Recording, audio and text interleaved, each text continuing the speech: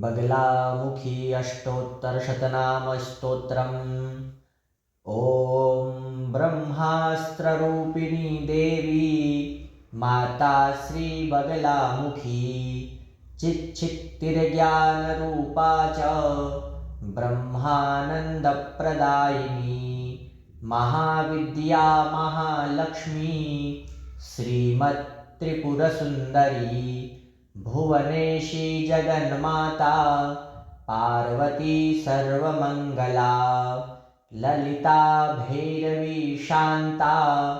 अन्नपूर्णा कुलेश्वरी वाराही छिन्नमस्ता च तारा काली सरस्वती जगत्पूज्या महामाया कामेशी भगमालिनी दक्षपुत्री शिवाङ्कस्था शिवरूपा शिवप्रिया सर्वसम्पत्करी देवी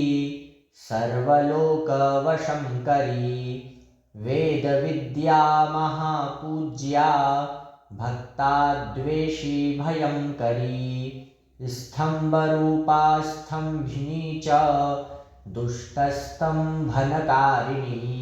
भक्तप्रिया महाभोगा श्रीविद्या ललितांबिका मेनापुत्री शिवानंदा मातंगी भुवनेश्वरी नारसिंही नरेन्द्रा च नृपाराध्या नरोत्तमा नागिनी नागपुत्री च नगराजसुता उमा पीतांबरा पीतपुष्पा च पीतवस्त्रप्रिया शुभा पीतगन्धप्रिया रामा पीतरत्नार्चिता शिवा अर्धचन्द्रधरी देवी गदामुद्गरधारिणी सावित्री त्रिपदा शुद्धा सद्यो रागविवर्धिनी विष्णुरूपा जगन्मोहा ब्रह्मरूपा हरिप्रिया रुद्ररूपा रुद्रशक्ति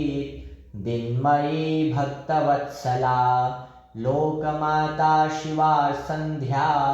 शिवपूजनतत्परा धनाध्यक्षा धनेशी च धर्मदा धनदा धना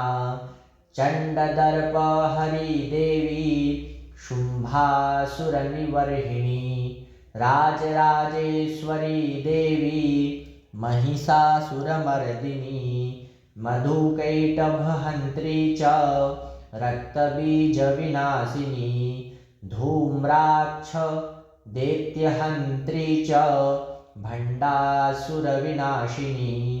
रेणुपुत्री महामाया भ्रामरी भ्रमराम्बिका ज्वालामुखी भद्रकाली बगला शत्रुनाशिनी इंद्राणी इंद्रपूज्या च गुहमाता गुणेश्वरी वज्रपाशधरा देवी जिह्वामुद्गरधारिणी भक्तानंदकरी देवी बगला परमेश्वरी अष्टोत्तरशतं नाम्नां बगलायास्तु यः पठेत् रिपुबाधा विनिर्मुक्तः लक्ष्मीस्थैर्यमवाप्नुयात् भूतप्रेतपिशाचाश्च ग्रहपीडानिवारणं राजानो वशमायाति सर्वैश्वर्यं च विन्दति नानाविद्यां च लभते राज्यं प्राप्नोति निश्चितं भुक्तिमुक्तिमवाप्नोति साक्षात् शिवसमो भवेत् साक्षात् शिवसमो भवेत्। श्रीरुद्रयामले सर्वसिद्धिप्रद श्री बगलाष्टोत्तरशतनामस्तोत्रं सम्पूर्णम्।